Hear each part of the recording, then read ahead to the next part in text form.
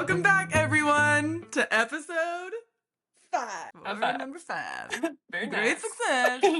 Very nice. Berkeley's not wild. I don't remember anything else from the movie except for very nice. Like I can't quote it anything else. I think that Borat hot take is the funniest movie I've ever watched in my life. I know. And it's only funny to me because you think it's so funny. You think it's funny. Come on. I think it's funny to quote it. Right. It's 100%. Hi, Burke. Hi. How are you doing, actually? It's sad to have to get good at, like, being sad and moving on, you know? That's That's a reality. a sad statement. I know. I'd probably be crying if I hadn't cried it all out today, you know? Cry it out. Your nervous system, you're going to be so happy tomorrow. Really? Why? I've been really happy there. Eventually. Because your body wants to find homeostasis. Remember this? And so, like, if you're feeling really sad, like that, it wants to get back to here. So, like, you're going to feel here. What if that happens immediately after? I feel like I do that all day. Really? Yeah. That extreme? Yeah. Interesting. Yeah. It's telling about who I am, you know? Like, especially during volleyball season. You know, a high of a win, and then you go to practice and you're struggling with things. Or this injury, the minute I'm in practice, like in the training room, it's like, oh yeah, or like I try to bend down, kneel down. I'm like, oh, my knee hurts. This sucks. My career's over. I want to be done. I hate playing volleyball. Oh, let's go sew something. Oh, this is going to be awesome. Like, that's literally how my day goes emotionally. Yeah. I gotta bounce back. It's like a random squirrel thought. They're like so extreme. It's not about how many times you get knocked down. It's how many times you get back up. Right. I love how cheery your face is right now. Talking about it. It's funny. We can talk more about this later because there's like a lot to unpack here. But I heard amazing line. He was talking about conflicts, uncertainties, and disappointments, and basically how people, feel negatively towards those things. And it's like, if you're experiencing those, like, welcome to life. Like, this is normal. And he said, conflicts, uncertainties, and disappointments are the workshop and not the wasteland of God's activity. And talked about like how God's building a friendship with us. And I thought that it was just a really cool sentence, like noting that it's the like W's, like workshop and not a wasteland. And I think a lot of people shy away from those things when in reality, like, that's where we're formed, in my opinion, most. And you said something that I feel like was similar to this, and that's why I brought it up. I don't remember exactly what you said in the beginning, but you're just how, like, it's a cycle. And yeah, we talked about that, at least in church today. That's cool. I actually saw a quote today that was like something along the lines of pain versus suffering. Pain is what you get in this life, but suffering is how you deal with it. And so it's like, you're gonna have the pain, but like, you're the one choosing to suffer, you know? Like, so yeah, I thought that was an interesting. That's interesting. Yeah, I am gonna have to go find it again. I need to save these better because I always do this on the episode when we're talking, and then I'm like, I don't remember the exact words, but this is how I felt when I read it. But yeah, like, you're going to experience pain, right? That's inevitable, but like, it's your reaction to it, essentially. You can sit and mope and be sad, but you're the one doing that. No. Again, yeah, there's an extent to that. Like, there's grief and pain, but yeah. I think that is true, though, because pain isn't a choice, but like, I never thought about it that way. Like, suffering is, like, if I dwell in it, that's where suffering is. I'll have to like think more about it, but that's like my superficial, quick thoughts. Okay, so I think on our last travel trip, we were sitting at dinner as a team, and someone made a comment about bad drivers. And someone was like, this state has the worst drivers. And someone was like, well, I think Michigan has good drivers. And we're all like, no, Michigan does not have good drivers. We're taking that away from you because we're all living in Michigan now and we're like, drivers are awful. So then I was like, have you ever heard someone what state has the best drivers? Like, you don't ever hear anybody saying that. You only hear saying, oh, people suck at driving in this state when I went and visited. Who do you think has the best drivers? The best. I haven't driven enough in each state to know. I know. And you'd have to qualify what best means, but right. People can suck really easily, but being the best is... I do have an argument. Obviously, this is a hot take. California is a very large state, and so there's a lot of people to include in this, but especially in San Francisco, like, you can't be average driving here. Like, there's so many random one-ways and lanes that end and lights that are hanging over your head that you'll just run through because didn't see that. I've done that quite a few times. And like, same thing for New York City. Like, you cannot be average driving there. And so I would argue New York would be good, but I couldn't prove that. Well, I've driven in a taxi once and I thought I was going to die. Like, if you want a thrill, Don't go skydiving. Like, just go put yourself in a taxi in New York See, but City. yeah, like what does best mean? Like you can go as fast as you want and honk at people and get around, but I don't know. Are there more or less accidents in New York? I'm not sure, but Right. those people are on edge and know where they're going, and you feel like you're gonna die. But have you ever died? Right. Have you ever And gotten in an I accident in New honestly York? thought we were missing cars by centimeters, and that's what made me respect them. Like, I I don't think I know. could have, I would have probably hit 10 cars in the last 5 minutes I bet with the people way in that New you're York know how to driving. merge. Merging in the passing lane, to me, qualify you as a good driver. So actually, I do have an argument for Michigan. I was like, they do actually know how to get out of the passing lane. Okay. I think they're kind of psychotic the way they drive, but they get out of the passing lane. I actually think that's a good standard, what you just I said. know. California, 50-50. Yeah. Like, whether there's some people that will just chill there and they're in their Yeah. own world. I'm not saying I'm perfect. I'm sure I've been that person many times, but there's I a few times they get out of it. So, yeah, I'm that's a too. great question. So, Michigan drivers, scale of 1 to 10, 10 being the best. A 7. Yeah. That's pretty good. Yeah. That's pretty good. Yeah, I've gotten the West Coast down because, like, from Oregon to California to Utah to Arizona, I've lived in these states for quite some time. I'd have to say they're all similar to some regard. To each other. Utah, Utah takes risks. Like, Yeah. if you're going, if there's a yield left turn and you're going fast, the amount of times I've had to brake when I've had the right of way to these people turning left is insane. But I think And that's so, ignorance, not yeah, risk. yeah, I think Utah has the biggest extreme of good drivers and bad yes, drivers. I agree with you. And then I think Vegas is horrible. I don't know if there's any Really? positive to there's no good drivers in Vegas. Those Yeah, are I can my see two that. big ones. Yeah. Yeah, so because California is so busy, what you just said with Utah being extreme, I think California is the same way. Yeah. That's a really good question. And I remember, don't know it if made we'll me, ever know. no, it was all best driver is all opinion. So Yeah. 100%. It'll be some random state like Arkansas, You go, all guys. very courteous and they like wave to each other when they pass each other, like, nice to see you. Have a good day. You're coming behind me. I'm gonna get over. Here's a cookie while you pass me. It'll be like some southern cute state. I have this hysterical story for you that made me think about it when you're talking about drivers. So when I was in high school, I was like 16 or 17, which obviously brand new driver. And this will give you a lot of insight to who I was as a kid. Spoiler alert, I was the same person. So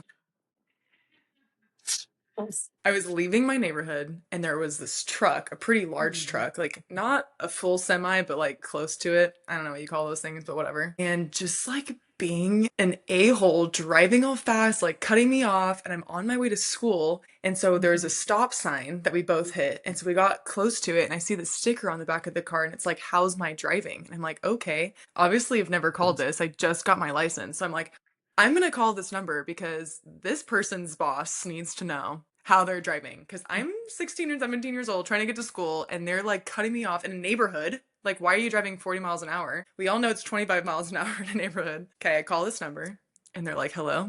And I'm like, hi, so there's this truck that I would like to report. And the person goes, are you driving behind me? And I'm like, are you this truck? And I like describe it, and they were like, yeah. And he starts yelling at me back, and we're like on this back road in this really small like California town, like yelling at each other. And I'm like, you cut me off, and you shouldn't be speeding. And he's like, I didn't cut you off. So it makes you wonder all those stickers on the back of cars that are like, how's my driving, call this number, that it's their line. Like, you never would have thought that it was their phone number. Well, especially not that long ago. Honestly, I could see it now with all the pranks people do. Like I've seen videos where people Yeah. do stuff like that and it sends you to a specific number who is like it's literally a prank number. And this like I've seen people like one of those like a Karen, sorry to your mom, that calls somebody and she's like fighting with this guy and he's literally just there to piss her off. He's like, tell me more, that's awful. And then like is like, oh but whatever, and just like egging her on to tell this story. And so like I could see that happening now, but back then when that Yep. wasn't like that's so crazy. So wild. I Isn't that haven't done awful it to since say then, which back is then when we were hilarious. 16? Yeah, Like you would it's think that not I would have now. done that at least 50 more times by now, but I haven't done it. No one was driving, PTSD. like, he was bad. Like, I'm not that person to complain, but it was like so bad that I had to. You've never seen Sherlock with Benedict Cumberbatch, have you? Mm. Yeah. It's the best version of Sherlock Holmes, in my opinion, because there's like several versions of them. Like Robert Downey Jr. is a movie one, and But Benedict Cumberbatch, I think, plays the best Sherlock, and he calls it his mind palace because he'll like literally close his eyes and he can like it's like he's like entering his brain and it's like a physical place and he can go like look through his files of things to help him remember. And I'm like, yeah, I don't have that. It just it's like chaos in there and like I can't. I Gotta think a check into the better. fire. SpongeBob? Yes. I was like, you don't remember when SpongeBob's brain was burning because they couldn't find this one file? Don't ask me what file they were looking for, but they could not find the file and they were going nuts. Yeah, that's what Benedict Cumberbatch's brain looks like, but like 10 times. Like it's a Yeah. palace, not a office that's on fire. I love that you referenced the palace for your brain. I probably Well, would have gone with the SpongeBob let me one think for mine. me. Mine would be, ooh, this is a good question. My brain would be, it would literally be an art studio. That's what it would feel like. It's a chaotic mess. It's Hmm. an organized mess to me. I know where things are, and I remember the train of thought to get there to find it, but like I'd have to do digging. If someone ever came in, they'd be like, what's going on? That's a good one. Mine would probably be an amusement park. I can see that. You That's hilarious. get different rides, it depends on what you're in the mood Are for. Sometimes your they're up, memories like down. written on the sides of the slides, like in Sharpie? Like this is about this person. This person's birthday's on this day. This is like Exactly. where are your Sometimes you files have kept? fun. Sometimes you want to throw up, but Where are your files? probably the seats of the roller coasters. And then the They're just stories, flying out as they're they go. like, "Wow." Exactly. What would you compare your brain to? But then also, sometimes I just think of nothing. And so it could be like the sunset at the beach with seagulls and cawing. Yeah. That's actually a See, really good question.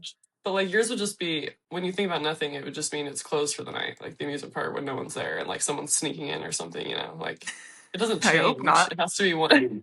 Who's sneaking in? I don't really know why that came out, but like when you just think of like an abandoned amusement park or a closed amusement park or like a public pool, like people sneak in. That's just something kids do. I have snuck into a See? closed public pool before. Snoke it too. That's probably the worst thing I did in high school. Did you get Jump the caught and in fence. trouble? Then why? You got hurt? Just like breaking and entering. That's what I'm saying, like worse. I never did any drugs or like smoked anything, and I didn't really drink. And oh my gosh, I did. I have to tell you from our last episode something super important about the pancakes. This reminds me. So I didn't go to many parties, but like the two or three parties that I went to, because I just didn't like drinking, and I was like, okay, I'm gonna hang out with my friends, but they're all doing things that I don't really care to do. And again, food. I love food. And the people that had parties at their house, those parents were absent. They didn't really care. So they had nothing in the fridge because, the parents weren't around, but they always had pancake mix. And so I would be in the kitchen making pancakes for this whole party for like 2 hours, multiple times. I probably No made wonder people hundreds of love you. pancakes. Yeah. I was like, I'm gonna Feeding the make drunk pancakes. people. Right. Yeah, that's the only reason. Yeah. And so that's another thing about pancakes is I've made so many pancakes in my life because of these parties. And like I would go crazy making them and would just crank them out. That's Um, amazing. yeah. The worst thing I've ever done when I was in high school, I got sent to the timeout room at the South Point Casino and Hotel. Did you know that's a thing? There's a little literal room that on the plaque by the door says the timeout room. What? Was anyone else in there? And what did you get sent for? Me and my older friend had read a book that we liked and it was coming out as a movie. One of us or both of us were under curfew. I think she was 18, but I was out past curfew. But she was, I don't know, there was a rule about her, maybe her driving someone. I don't know. She had her mom's car. Her mom knew we were going. Our parents knew we were going. It was a midnight showing of this movie. We bought tickets and like, we're walking to the theater. Someone was like, these kids shouldn't be out. They send security into the theater as the movie's starting. They take us out and they're like, you're out past curfew. You call your mom to come get you. And we're like, our parents know we're here. So they took us to the timeout room. How ridiculous. And then they went to drop me off at home and everyone was asleep and I couldn't get in the house. And then I had to go stay with this girl. Oh my gosh. A timeout room at the South Yeah, Point? My gosh, that's wild. The fact you got dragged out of there, I know. that's crazy. Speaking of getting yanked out of movie theaters, the sugar cereal culprit, where I'd go to her house and eat sugar cereal, we went to the movies and my mom was expecting me to tell her where I was going, and I did not. Mm. And so we were at the movies, and I see my brother, and he was shocked to see me. He's like, Casey, what are you doing here? I was like, I'm seeing a movie over here. I'm sitting in the movie theater, and it's me, one of my best friends, and then the cool girl from one of these high schools. Like, that really pretty girl that everyone wants to be friends with. And I was also not cute in high school. Like, let me just tell you that. So, anyway, it was not me. Still not me. But anyway, it was this girl named Kylie. And Mm. everyone wanted to be friends with Kylie. So I was like trying to like, oh my gosh, we're seeing this rated R movie. We're 16. The movie was I Now Pronounce You Chuck and Larry. Do you remember this thing? So funny, right? Okay. We are like 20 minutes into this movie and my mom walks into the theater and literally grabs me by the shirt and drags me out and like takes me home and is so mad that I didn't tell her that I was going to the movies. And looking back on it, I get it because she didn't have very many rules for me. And so, like, just telling her the basic of like where I am. But I was so embarrassed to be dragged out in front of the cool girls of this awesome, like, you're Yeah. so cool when you're 16 seeing a rated R movie. Which also reminds me of being cool and seeing a rated R movie. It is my senior year of college, and they sit me down in front of this camera and they're saying, we are shooting videos for the O Show, which was our athletic awards presentation at the end of every single year.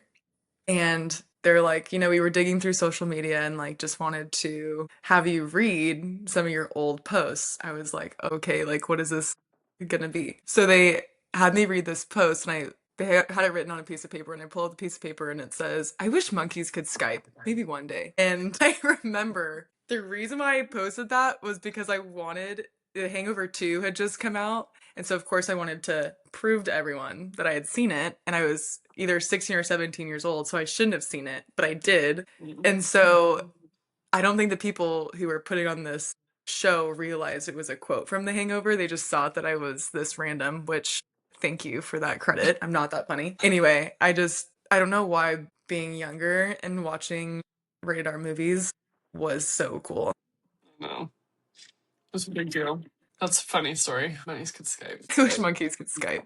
Maybe one day. I know. So good. Honestly, there's so many more cringy things you could have said that would have been more embarrassing. Okay, tell us about the Super Bowl. We're ready. Okay, so cool part is two things. Number one, that it was in San Francisco and living here. So, it's like a 20-minute drive from my house. So that was awesome. And I wouldn't have even gone if it weren't for Naya, who was my old teammate. And we were actually really close in college too. So it's a blessing that she lives in the same town. And we do so much together. So her company, she works for the Bay Area Host Committee. And so they put on the Super Bowl, which is wild. And so she's in large part in help of their marketing team. And on Saturday afternoon, she FaceTimed me the day before and was like, what are you doing tomorrow? And I was like, Watching no. the She's Super like, Bowl. do you want to go see Bad Bunny? And I'm like, sure.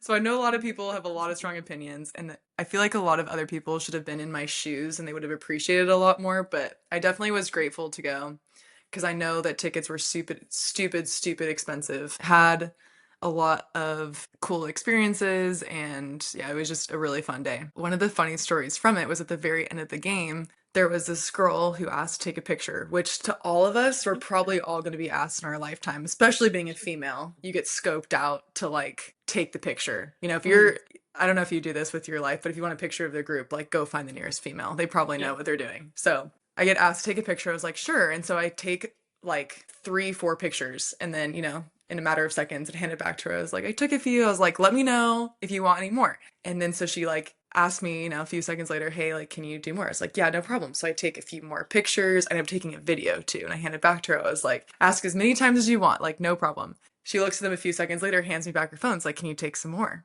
And I'm like, sure, absolutely. Like, still stoked to do it. So I take like another video. I take the picture of the screen, the field, like while the celebration's going on, like different angles, like working her up, being like, yeah, you look so good, all of these things. Hands her back her phone. 10 seconds later, she gives me her phone again. And she was like, can you take some more Did pictures? you ask her Birds what she later. wanted? I did. By that time, I was like, what would you like me to do? Yeah. And she was like, center it, like center me with the screen. I was like, I got it. I did that. I took 3 or 4 pictures with her centered, handed her back. She did it again. This probably went on 10 times. And by like the 10th one, I was like, okay, like I hope you have a great night. And I walked away. And she was really cute because she was like, I think it's just me. But like I've at this point probably taken 50 pictures and 10 videos. Like, I Yeah. don't know what else I can do. I'm so sorry I didn't bring my equipment for like my professional photography. But I just thought that I never thought I would see the day that someone asked that many times. You know, I was like, wow, Ask this you is a again? first. Watch me. Yeah. It's like 10, it was at least 10 times. Anyway, I can't even tell you. I was like, okay, I saw a this couple. post that was like, embarrassment is an underexplored emotion. She did it. She explored it. She explored that thing. That is such a great saying, by the way. Like, we definitely need to be more embarrassed because I don't think that she had no embarrassment for sure. And Yeah. I loved it that she was so Yeah. unapologetic, but Yeah. there's also like a line, you know? So I'm just there for hours, like taking so many pictures of her. It hurts. Yeah, exactly. Another thing was halftime was such a big deal, of course. If you Hmm. watched it from home, way better than in person because you can't see as Mm. much, you know, when you're there. And then you also, I feel like the quality of the voices will be better on the screen as well because it's kind of echoey throughout the stadium. And so between hearing it and then seeing it visually, because the halftime performers are all over in different spots, like you can't see that from one spot in the stadium. And so it definitely was better from the screen, but it was, again, still cool to be there, see all the people trees. And then another random thing was just like, me and Nia are in the same boat, and honestly, you're in the same boat. Like, we just don't really care about famous people, and so it's like, oh, this person, this person. I was surprised by one famous person, and he was not talked about at all in any of the Super Bowl because it was so random. Me and Nia went into this merchandise store because all these places, of course, were sold out. And so we went to this merch store, and surprisingly, there was still a line. To give you an idea of timing, we went an hour after the game ended. Like the celebration has ended, the reward ceremony is probably like 30, 45 minutes even after that. And there was a line to get in, but oddly enough, even when you got inside, there's like not that many people. Like everything is clean off the shelves. And this guy starts speaking in Spanish. And I didn't hear his voice, I wouldn't have looked twice at him. But he was starting speaking, I looked at him, and then his face looked familiar, and I was like, I think that's Danny Rojas from Ted Lasso. And then like a couple people walked up to him and started like asking him questions like, "Are you that guy?" And everyone's like, "Oh, I love Ted Lasso." And I was just like staring at him because like, and he's like 5'6", he's super tiny. So yeah, it was just like really random to see Danny Rojas in the middle of this like merchandise store. And I'm obsessed with Ted Lasso. Didn't say anything to him, but I was That's like, a this good is, celebrity to run into. yes, I agree. Yeah. And then later, like 2 days later, I see him like on this random like Old Spice commercial or something like that. I'm like, Danny Rojas. That's Um, so funny. it was it was wild, which this is so bad, but it reminds me of another funny story. So Naya got into a lot of really cool events, and again, like I'm super thankful that she invited me. And one of them was this, I didn't expect to go. It was like a last minute, like, hey, you want to come to this event? And it was like a private concert for footballers. So I'm standing in line waiting to get a wristband, and this bus pulls up, drops off someone, and I hear a guy say, he's wearing glasses, oh my gosh, that's Bad Bunny. I look at him. I've seen Bad Bunny once, like not in person, like just in ever. And so like, Yeah. I couldn't pick him out of a crowd. And this guy kind of looked like him. And then he was with this beautiful girl. I was like, oh my gosh, it's Bad Bunny. And like people started storming him and like taking selfies with him and saying hi. And so then I get inside, and eventually like Bad Bunny, of course, like comes up. And I told Nia, I was like, oh yeah, I saw him. He was outside. And she's like, he's here? And I'm like, yeah, everyone's like, Bad Bunny's here. So then we are walking throughout this Chase Center, and she sees this man with this girl, and she looks at me and she goes, is that who you thought Bad Bunny was? And I'm like, yeah. And she's like, that's Russell Wilson with Sierra. Like, no wonder you thought that was Bad Bunny. Like, she's with this beautiful girl. What's freaking Sierra? And I'm like, oh my gosh. Like, I did not know that that was them. But anyway, yeah, it was a really random week here with people, and traffic was crazy. Oh my gosh, it took me 30 minutes 30 minutes to drive 5 blocks one time. I But was like, oh my gosh, it was nuts. But so traffic was crazy and a bunch of people were here and there were some good, funny moments. But yeah, it was a cool experience.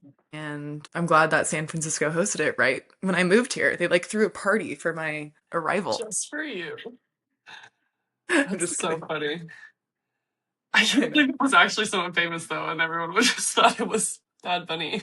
That's hilarious. I Like think it's one some thing for someone to people, look like a celebrity and be like, oh, then it's not, but it's like right, it was actually a celebrity and just yeah, not the celebrity you thought it was. Like right. that's I hilarious. think that the majority of people who were taking selfies with him probably knew it was him. Mm, But the whole time I thought it was him because I just heard one person say, got "Yo, that's Bad Bunny." I'm like, oh, okay, cool. it. Hilarious. It's so funny. Yeah, it was a really entertaining week, that's for sure. So that's why I slept for a very long time afterwards. I'm like, I'm gonna just not do anything Yeah, at all this fair. weekend. Yeah, Makes sense.